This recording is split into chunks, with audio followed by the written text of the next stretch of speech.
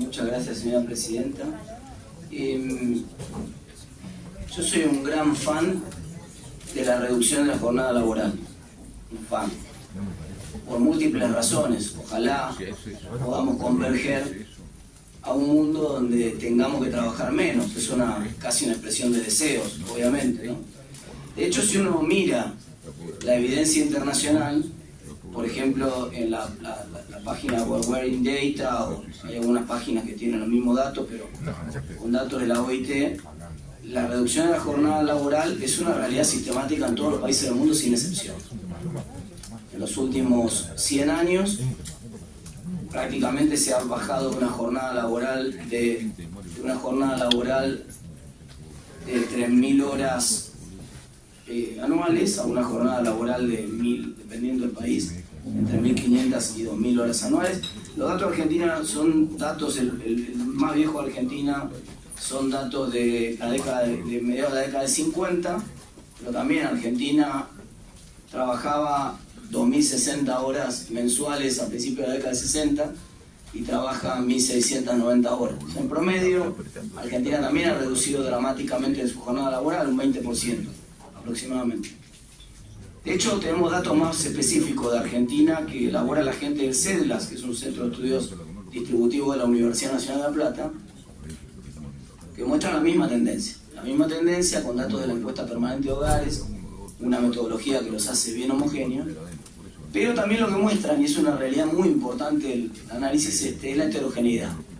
Si el mercado de trabajo argentino está caracterizado, otros también por supuesto, pero particularmente el mercado de trabajo argentino está caracterizado por su heterogeneidad. Para empezar, hay heterogeneidad entre los sectores. Por ejemplo, tenemos un 40% de los trabajadores en la informalidad que no se van a ver afectados por esta normativa, que trabajan en horario de trabajo que nadie regula ni controla. Es decir, entonces tenemos un problema que tenemos una limitación. Y la chance de ser trabajador formal o trabajador informal está impactada además por las reglas que salen del Congreso. Es decir, nosotros no es que somos neutrales respecto al nivel de formalidad o informalidad de la economía, sino que el conjunto de regulaciones tiene un impacto, puede ser positivo o negativo y es debatible dependiendo del conjunto de regulaciones, pero nadie dice que es nulo, no existe. Existe esa heterogeneidad. Pero además hay heterogeneidad entre sectores también, hacia adentro de la actividad productiva. Por ejemplo, los sectores industriales que mencionaba la ministra, son sectores industriales que en el mundo emplean cada vez menos trabajadores, emplean prácticamente 20% de la fuerza laboral en el mundo, un poco menos en Argentina.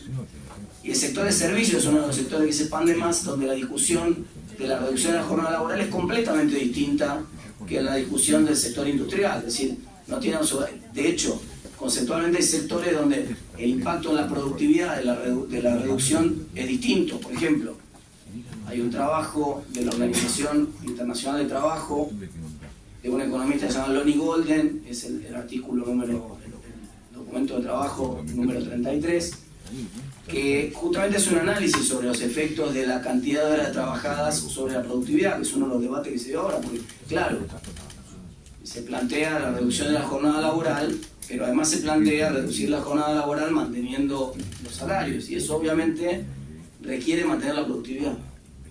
Y el problema de mantener la productividad en algunos es, como lo muestra el estudio de la OIT, por supuesto heterogéneo.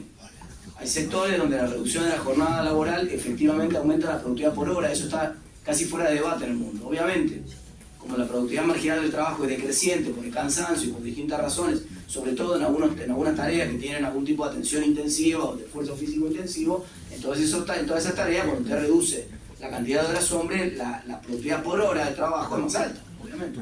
Lo que no garantiza que la productividad total de la jornada laboral sea más alta y uno pueda mantener el salario, esto es un problema. O sea que eso es variable. Eso es variable, está la evidencia científica. Después uno puede ignorarla, hacer lo que quiera. La evidencia está. Cuando uno reduce la jornada laboral, el impacto sobre la productividad es variable, depende del sector a sector. Hay algunos sectores donde no tiene sentido, donde no hay ningún impacto, porque son sectores donde la productividad se mide por cantidad de horas de trabajo. Por ejemplo, las tareas de cuidado. Sí, las tareas de cuidado, si usted la cuida a una persona y la cuida durante 6 horas o durante 8 horas, es evidente que si la cuida durante 6 horas, la productividad es más baja, la cuida menos horas. Y no hay manera de que usted recupere la productividad. Si usted es un artista que hace una obra de teatro, la obra de teatro tiene una performance de 2 horas o de 3 horas, no hay manera que usted aumente la productividad y haga la misma hora de trabajo en 1 hora 40, no se puede. Si usted es un chofer de colectivo en una empresa y tiene que dar una vuelta y la vuelta que usted da tiene 3 horas, usted puede dar 3 vueltas y su jornada laboral es de 9 horas por día, o usted puede dar 2 vueltas y su jornada es de 6, pero usted no puede dar 3 vueltas en 6 horas, no hay manera. Es algo que pisa a todo el mundo, digamos, no hay forma de hacerlo. Entonces, hay una serie de empleos, esto es importante entender. Por eso la norma no puede ser de carácter general, y por eso está bien lo que también nos planteaba la especialista que habló desde España, que sea esto a nivel de cada uno de los sectores empresarios en su negociación. Obviamente, entre las distintas partes que conforman la negociación de las condiciones de trabajo, que se pongan de acuerdo. Nosotros sí podemos generar incentivos y podemos generar condiciones para que las empresas de los distintos sectores experimenten. Eso está muy bueno. Los distintos experimentos que se comentaron son el camino correcto. No creo que además ninguna empresa, viendo que si reduce la jornada laboral, tiene buenos resultados en materia de productividad, de disminución del ausentismo, de disminución de la accidentología laboral, insista de todas maneras en mantener una jornada laboral más alta. No tiene ningún sentido. ¿Sí? Seguramente la empresa hizo con algún incentivo correcto para hacer ese experimento. Noten cuando se explicó el especialista cómo se hacía en España y cómo se hacían en Alemania los experimentos estos, es decir, con una protección de los sectores que están dispuestos a participar del experimento por la eventualidad de que se reduzca la productividad y no puedan ser compensados. Entonces está el Estado ayudando a que ese experimento se lleve adelante, para tratar de que eso sea algo no impuesto. Y otra de las particularidades, todos los experimentos que se hacen en general son experimentos de participación voluntaria. Esto introduce un sesgo importante. Hay un sesgo importante en los resultados, sobre todo cuando se analiza desde el punto de vista científico los resultados de los experimentos. La manera de no sesgar los experimentos es que usted lo haga de manera automática y forzada. Es decir, por ejemplo, nosotros dispongamos que durante 1 año todas las empresas tienen que reducir la jornada laboral de prepo y experimentemos a ver qué pasa. Si nosotros abrimos la instancia del experimento voluntario para que las partes participen, como son todos los experimentos que se traen a colación acá a la mesa, obviamente esos son experimentos voluntarios, donde la tendencia a participar correlaciona con la chance de que eso funcione en un sector. Por ejemplo, ninguna empresa que venda un servicio de cuidados personales o un servicio de, qué sé yo, alquiler de cancha de fútbol 5, por mencionar otro que se mide por horas, participaría en un experimento como este, porque no tiene ningún sentido, porque obviamente su servicio se mide por cantidad de horas de trabajo. Entonces, la reducción de la jornada laboral ineluctablemente reduce la calidad y la cantidad del servicio. Entonces, le estaría muy bueno que nosotros creáramos una serie de condiciones, y me parece interesante avanzar en esa exploración, de una serie de condiciones para que las empresas, de común acuerdo entre los sindicatos y la patronal, puedan avanzar a explorar modos alternativos. De hecho, los modos alternativos, como bien se dijo acá, pueden incluir una reducción de la jornada laboral diaria, como se planteó en algunos proyectos, pero también podrían incluir un aumento de la jornada laboral diaria en otro tipo de industrias, donde los trabajadores pudieran preferir, en vez de trabajar las 40 horas que están proponiendo algunos proyectos en 5 días semanales, trabajarlas de 8 horas, trabajarlas en 4 días de 10 horas. Eso sería perfectamente posible para algunas empresas que podrían preferir hacerlo así. Y está bien que sea así, si es de común acuerdo entre las partes, me parece perfecto.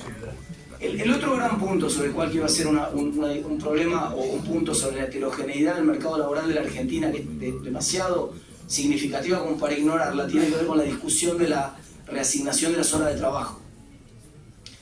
La reasignación de las horas de trabajo presupone homogeneidad del mercado de trabajo. El mercado de trabajo no es homogéneo. No es homogéneo entre sectores de la actividad y no es ciertamente homogéneo entre trabajadores formales e informales, mucho menos lo es entre los trabajadores que están trabajando y los desocupados. Esta expresión de deseo que todos acompañamos, por supuesto, quien no quisiera que las horas de trabajo pudieran liberarse y otras personas participar de las horas de trabajo. Digamos, si usted tiene un médico que está trabajando en un hospital 40 horas semanales y usted le libera 10 horas semanales, no va a usted poder ocupar esas 10 horas semanales con un plomero, con una persona que dejó una ocupación de otro tipo, que está desocupado, porque en general los trabajadores desocupados e informales en la Argentina son heterogéneos de menor calidad en términos de la capacidad de la educación que tienen, del nivel educativo que tienen en general, la mayoría no secundaria completa, ciertamente no capacidad técnica universitaria, ciertamente además diferencias de género y diferencias etarias. Por ejemplo, el desempleo se concentra muy fuertemente en género, en términos de mujeres, el grupo etario 18-25. Entonces usted toma el grupo etario de mujeres 18-25 años, le va a dar una tasa de desempleo de 30%, y si toma el grupo de mujeres 18-25 años con secundario incompleto, le va a dar una tasa de desempleo arriba del 30%. Y si usted toma el grupo de hombres 40, 45, 40, 50 años universitario completo, le va a dar una tasa de desempleo inferior a la tasa friccional, le va a dar una tasa de desempleo de 5%, o sea, hay pleno empleo en ese sector. De la pretensión de que usted, liberando las horas de un sector de la actividad económica que tiene pleno empleo hoy, va a permitir que esas horas sean ocupadas por personas que tienen otra característica, eso no tiene ningún sentido, no va a ocurrir, no va a pasar. Pero además tampoco está pasando hoy en la industria. Tenemos muchos de los sectores industriales que están trabajando a su capacidad. Se fabrican en Argentina 450.000 autos por mes, en una industria que llegó a fabricar cerca de 1 millón de autos por mes. La pretensión de que si nosotros liberamos horas de trabajo en la industria automotriz, esta industria automotriz va a estar dispuesta a tomar más trabajadores, solo es sostenible si la industria, si la productividad cae. Si no podemos sostener las dos cosas juntas. No podemos sostener que la productividad no va a caer reduciendo la jornada y que además las empresas van a contratar más trabajadores. ¿Por qué lo harían? Si hoy ya no pueden contratar más trabajadores, hoy tienen la mitad de la capacidad ociosa en las empresas. Por ejemplo, el sector industrial que le estoy hablando, el sector industrial automotriz, su último dato INDEC, tiene 57% de capacidad instalada. Pero ya sabemos que ha fabricado cerca de 1 millón de autos en capacidad plena, con horas extras, etc. O sea, puede fabricar un poco más. Puede fabricar más del doble de lo que fabrica ahora. ¿Por qué no contrata más trabajadores ahora si tiene la capacidad libre? Y los trabajadores que están desocupados obviamente no tienen la misma capacidad que los trabajadores industriales que están trabajando hoy en las plantas automotrices. Por eso yo lo que pido es que reconozcamos en el debate, que tengamos en consideración la heterogeneidad enorme que tiene el mercado de trabajo en Argentina. Punto número 1. Punto número 2, que sí, que es un punto de llegada al cual todos queremos ir, que es una realidad en el mundo la reducción de la jornada laboral, y que sí, obviamente, hay que explorar distintas formas de combinación de la jornada laboral, que no tenemos que imponerla a nosotros, que por supuesto puede en algunos sectores de la actividad avanzar hacia la jornada de 4 días por semana, o en otros menos horas por cantidad de días, en otros no sé, dependerá de cada sector. Por supuesto nosotros tenemos que limitar el abuso de la posición de poder de un empresario, que como se dijo también en el ejemplo del especialista que habló de España, que me gustó mucho, por supuesto esta posibilidad de que un empresario sin ningún tipo de límite convoque al trabajador sin anticipo, en cualquier horario, lo haga trabajar más de 48 horas por semana. No, esto no está de acuerdo nadie. Claro que sí, tenemos que poner límites en ese sentido, por supuesto que estamos todos de acuerdo en ponerlo. Pero no pretendamos nosotros que la causalidad va al revés. No pretendamos nosotros que por reducir la jornada laboral nosotros vamos a generar el aumento de productividad, porque lo que ocurrió en el mundo es al revés la tendencia. Esto lo anticipó Keynes. Keynes escribió un ensayo famoso en la década del 30 que se llamaba La economía de mis nietos. En ese ensayo Keynes pronosticó que la economía del 2030, falta poquito, estamos llegando, iba a ser una economía en la cual la gente iba a trabajar 2 o 3 horas por día e iba a tener un ingreso y una calidad de vida de un trabajador inglés de clase media de esa época, y acertó. De hecho, hoy, trabajando 2 o 3 horas por día, cualquier trabajador argentino puede tener un nivel de vida de un trabajador inglés de clase media de 1930. Claro, el trabajador inglés de 1930 de clase media no tenía agua caliente para bañarse, no tenía heladera, no tenía refrigeración en su aire acondicionado ni en verano, ni tampoco tenía, por supuesto, calefacción en invierno. Las condiciones eran complejas hace 100 años atrás. Entonces, ¿cuál ha sido la tendencia? La reducción efectiva de la jornada laboral en la medida que iba aumentando la productividad, pero no en la magnitud que pensaba Keynes, porque obviamente las necesidades son ilimitadas, es otro resultado de la economía muy importante, y la gente quiere más. Nosotros no queremos vivir como vivían los ingleses de 1930, queremos vivir hoy mucho mejor, y vivimos con una serie de la clase media por lo menos, con una serie de beneficios y de confort a los cuales no queremos resignar. Entonces, ordenemos la discusión en ese sentido. No le pongamos un límite a nosotros. Por supuesto, está bien el límite de la OIT de 48 horas, eso es por supuesto respetable, y no se me ocurriría ir para arriba en ese límite, ni mucho menos, no hay ningún planteo de flexibilización en ningún sentido. Y incentivemos, generemos una propuesta de incentivos. Ahí lo cierro con esta idea. Generemos una normativa que le dé incentivos, reducciones impositivas, promociones, incentivos para que las empresas, junto con sus trabajadores, en su negociación mano a mano, paritaria, ensayen, exploren instrumentos, formas de reorganización de la jornada laboral, que sean mejores para las dos partes y mejores para toda la economía. Gracias.